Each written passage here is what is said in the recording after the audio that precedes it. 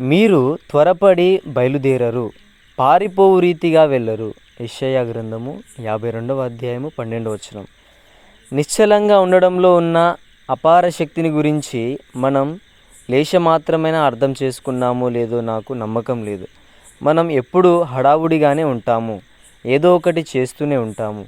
అందువలన దేవుడు ఎప్పుడైనా ఊరకుండు లేక కదలకుండా కూర్చో అన్నాడు అంటే ఆయన ఏదో ఒకటి మన పక్షంగా చేయబోతున్నాడన్నమాట. మన క్రైస్తవ జీవితాల్లో మనకు ఎదురయ్యే సమస్య ఇదే. దేవుడు మనలో పనిచేసే అవకాశం ఇవ్వడానికి బదులు క్రైస్తవులమని చూపించుకోవడానికి మనమేదో చేయబోతాము. ఫోటో తీసేటప్పుడు కదలకుండా కూర్చుంటారు కదా మీరు. మన విషయంలో దేవునికి ఒక శాశ్వత ప్రణాళిక ఉంది, మనల్ని తన కుమారుని స్వారూప్యంలోనికి మార్చాలని. ఇది జరగాలంటే మనకై మనం ఏమీ చేయకూడదు.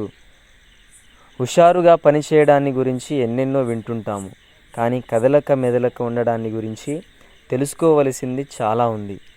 కదలకుండా కూర్చో ప్రియ కుమారి, ఎదురుచూసే ఈ రోజులు వ్యర్థం కావు.